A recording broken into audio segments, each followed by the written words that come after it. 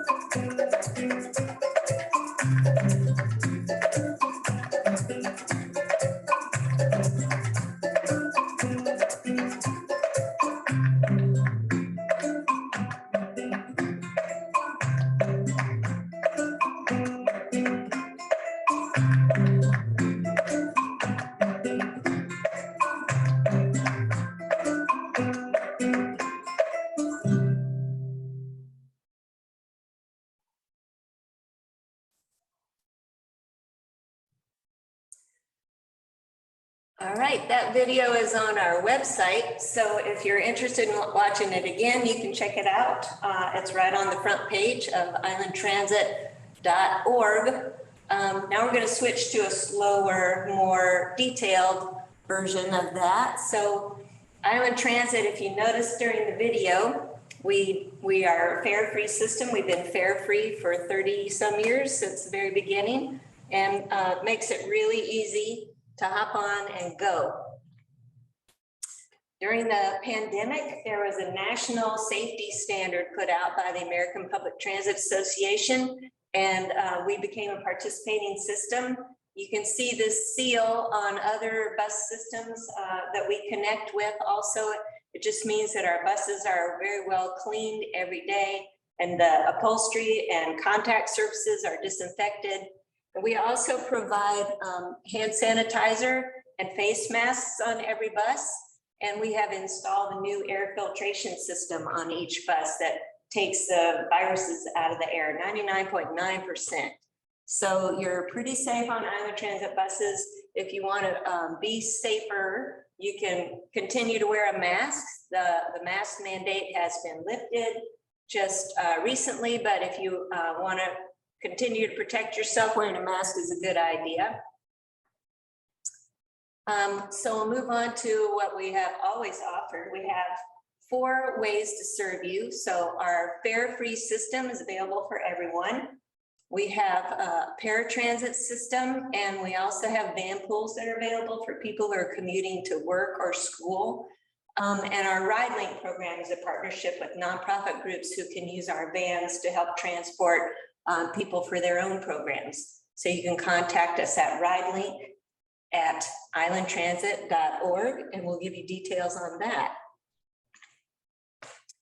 So the first step, if you're going to take the bus, is to know what the schedule is. And if you don't have a schedule in your hand, you can find one online. We have schedules in our community centers, libraries, the ferry dock, things like that. Or you can pick one up. You can get it online at our website, islandtransit.org. The full schedule is there, and also a trip planner, which should help you.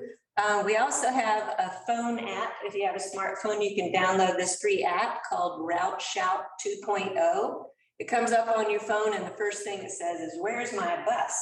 You click on that, and then you say, "Oh, I want the Whidbey northbound." You click on that, and then it asks you what stop you're at, and then you can click on that, and it will show you a little map. And you saw that in our video briefly. It'll show you a map and how many minutes you'll be waiting for the bus. If you have any questions, or you don't have reception for your cell phone, or your battery died or something like that, you can always call 678-7771, and our dispatch will be there for you. I like to joke around saying, you know, if you wake up in the middle of the night, you want somebody to talk to, you can call our dispatch, because they get to work about 2:30 in the morning, and they're there until about 8:30 at night. So anytime you have a question about Island Transit, just call 678-7771. So if you do have a paper schedule in your hand, you can open to the very first page, and there's a map. And it's really handy because you can see all the different colors of routes. And you can say, "Oh, I want to go to Deception Pass. That's the green route." So then you look on the side, find the green color. That's our Whidbey 411. That will take you up to Deception Pass, and that's on page 14. Or you might go, "Oh, I want to go to Langley. That's the blue one down on the south end." So you find that one. So it makes it an easy reference. But here's the trick.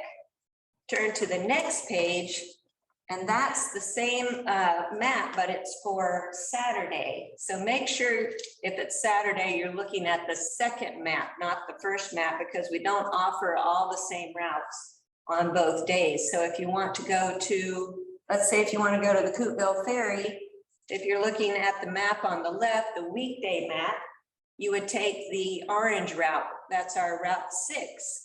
Which does not run on Saturday, but you can still get to the Coopville Ferry on Saturday by taking the Route 1. So just be sure to look up at the top left corner to make sure you're looking at the weekday route if it's a weekday, or Saturday route if it's the weekend. We don't have service currently on Sunday, but we hope to eventually. So we also connect to other transit systems, and that can broaden your range quite a bit. So if you're going off the south end, you can connect with Everett or Community Transit, or you can catch the Sounder train. If you're taking the ferry from Coopville over to Port Townsend, you can catch Jefferson Transit. Off the north end, if you take that 411 up to March's Point, which is near Anacortes, you can catch the Skagit Transit. And if you take Skagit Transit over to Mount Vernon, you can connect with Whatcom Transit, Amtrak, Greyhound. So, or you can take Skagit Transit over to Anacortes and catch the Anacortes ferry to the San Juans or Victoria. So lots of options for connections there. One good way to find these connections, we have a brochure that's called our County Connector, and you can talk to us at 678-7771, or you can go to Google Maps, and in the top left corner, you can opt for the bus icon, and it'll show you the connections between bus systems. But I find that Google Maps sometimes slips up, so it's good to get an idea what to expect from that, and then follow up with a phone call. 678-7771 will get you all the details. So yes, our system is fare free, and more systems around the country are offering fare free service. So we offer it. We have students on the bus, seniors, people who don't speak English. We have people with disabilities and just folks like you and me who are hopping the bus every day. It makes it really easy. So you don't have to fumble for change or have a bus card or swipe anything. You just hop on, and it's paid for mostly by a percentage of our sales tax. 0.09% of our sales tax goes to Island Transit and federal and state grants. So it's a great service, and it's one of the best free services on the island, I think. So the next thing you need to know if you're going to catch a bus is you want to catch it at a certain time. You need to find your certain place. So you might go to a bus shelter, and most of the shelters that we have up have the schedule posted right on the window of the shelter. So you can use your Route Shout app, you can use your paper schedule, you can call 678-7771 or look on the shelter for the schedule. You can also catch it at a bus stop where there's a white post and a sign on the top, or you can just flag it down along the route. So if you know you're right on the bus route, you can wait till you see the bus coming and then wave your arm and see if they'll stop for you. So I think it's really important if you're flagging it down when you're not at a bus stop or bus shelter to make sure they see you. So carry a flashlight, use the flashlight on your cell phone, even if it's during midday, but it's very helpful on our winter days or dark dawn and dusk when it's kind of half light. Also wearing something bright. And on some of our shelters and bus stop signs, we have a button that you can push with a strobe light at the top. But I have seen people come up to that button, push it, and then they go to looking at their phone or whatever, and they don't realize that the light was blinking for about a minute and then it stops. So I always say, wait until you see the bus and then push the button. And it really works. It shines out so the bus driver can see it from about 100 yards away.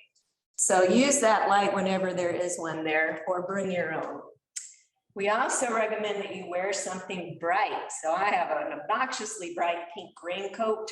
I give away bright reflective vests. I encourage people to wear something bright when they're walking along the road, getting to their bus stop or riding their bike to the bus stop, because that's the most hazardous part of your trip, is walking along the road. It's not just a bus driver that want to be seen by all the motorists that are driving by with their coffee in hand, reaching for the radio or doing something they're not expecting to see you riding a bike or walking next to the road. So wear something really bright and visible. So does the bus meet the ferry? Of course we do. So our first bus leaves Coopville, where our bus is stationed, our bus hub is stationed, at 3:45 a.m. so that they can meet that first ferry in Clinton at 4:40 a.m. Those are for the early birds. I used to think I was an early bird until I started working for Island Transit. Now I feel like a lazy bum, but we also meet the last bus that we meet the ferry is at 7:50 p.m. in Clinton, and it gets back to Coopville at 8:35. It does not go all the way to Oak Harbor.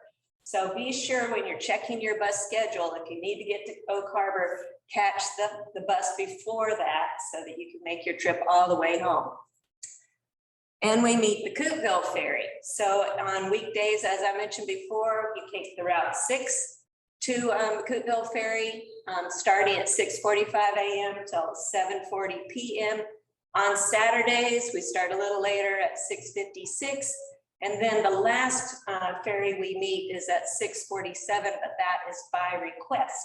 So call 678-7771 to ask the bus to meet you at that ferry.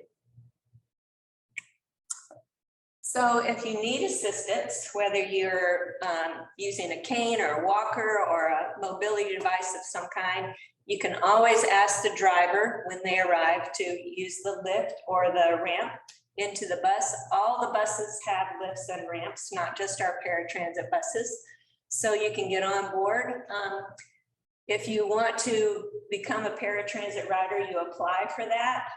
But sometimes our buses are combined with our fixed route buses and our paratransit buses carrying people with mobility devices. So all of our buses can carry 2 wheelchairs or mobility devices. If you want to apply for paratransit, I think it's one of the best things that we do for our citizens in Island County.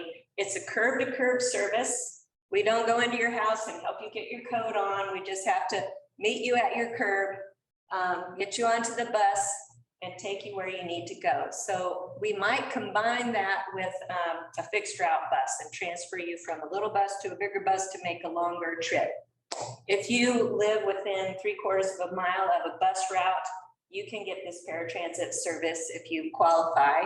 And we can take you within 3/4 of a mile of where you need to go. So, or 3/4 of a mile of a bus route at the other end of your trip. So if you're going to meet a friend at a restaurant, or if you're going to a doctor's appointment, or you're going to some other school class or something like that, you can do all those things as long as it's within 3/4 of a mile of a regular bus route.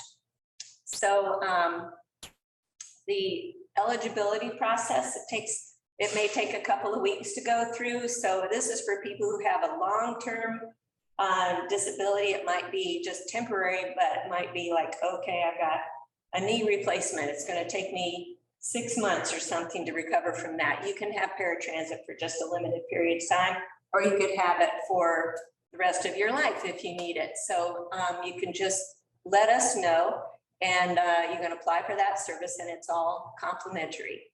You can bring a caretaker along with you or your service dog. So if you need details about that, just give us a call, 678-7771. You can bring your service animal with you. If you want to bring a pet, it's not a service animal, you may be able to do that as long as you have an approved carrier. And the bus operator will make that decision when you show up. So if you have your Chihuahua in your purse, it may not be approved. But if you have a service animal who's got a vest and is staying with you with a leash close to you and out of the walking area on the bus, you're good to go. If you want to bring a bike on the bus, you certainly could. We have room for 2 or 3 bikes on each of our buses. We have a weight limit for bikes. These e-bikes are sometimes pretty heavy, and some of those fat tire bikes don't fit the rack. So if you have a regular street bike, I think the grooves in the racks are just under 3 inches wide. So you might measure your tires. And if your e-bike, I don't know if I could lift a 55-pound bike up to the bike rack, but that's the highest weight that we can allow on the bike rack with 2 or 3 bikes on it. We're going to have more about that in the next short talk. We also offer bike lockers for bike commuters. People who are going to school or work and are going to the same place on a regular basis might want to rent a locker, and they look pretty inconspicuous, but we have one at Harbor Station up in Oak Harbor, Clinton Park and Ride, Langley Park and Ride, Main Street and Coopville right on the north side of Main Street, and in Camano at Terry's Corner. And we can fit 2 bikes in one of these rectangular bike racks. One goes in at each end, and there's a little wall between, a partition in the middle that goes diagonally. So you can slip your bike in there. You can leave the helmet and the light and the panniers on there, whatever gear you brought, and you can lock it up so that you can leave it all day and it'll be secure and out of the weather. So that's, I think it's $5 a month, pretty reasonable. And then you get your deposit back at the end. So when you return your key. So a pretty convenient way to store your bike if you're a bike commuter. And this is a service that I offer myself. It's something that we call it travel training in disguise. So what we do is we pick a destination each month. We invite a group of people to come on the bus, and along the way we play transit trivia and we win prizes, and people get quizzed about, like, how do you get to the Langley Marina by bus, or how do you get to the Coopville Park and Ride by bus, and then we go do all these fun experiences by bus, which is completely doable by anybody without a guide, but I'm happy to go with you, and we have a lot of fun on the way. So all you need to do to register for that is to email me at travel@islandtransit.org. Here's the schedule for the rest of the year. We're going to have some guest speakers come with us, or special guests that come along, and musical events and shopping, and it's just a lot of fun. So let me know if you're interested and I'll send you more details. All right. This is why I've been riding Island Transit for 15 years. I have saved enough money to buy a car, although I don't use my car very much. Last time I had to get a jump because the battery was dead. I haven't used it for a long time. I get more exercise because I'm walking to and from my bus stop. Sometimes I pick a bus stop that's further away because I need to get in shape. I develop friends because they're the same people on the bus most days. Sometimes they ask, like, where have you been? I haven't seen you on the bus for a while. All the bus drivers are really friendly and easy to approach. So if you have any questions about where you need to go or how you can get picked up, they can usually answer those for you. If you're trying to make a connection between one bus and another, and the timing is tight, talk to your bus driver. He'll radio ahead and have that bus waiting for you, so you can hop from one to the next. Also, I get to avoid driving, which is sometimes stressful. You get behind some slow traffic and you're a little bit antsy, or you're trying to find a place to park. When you're going to the ferry, you don't have to wait in line. You can just go right to the ferry terminal. It reduces my carbon footprint, which is something that I find more and more important every year. And I don't work late. If I say, you know, I got to catch my bus, they let me go. So I can do other things while I'm riding the bus. I usually check my emails, send myself photos on email and things like that. It's way more relaxing than driving. So I recommend taking Island Transit.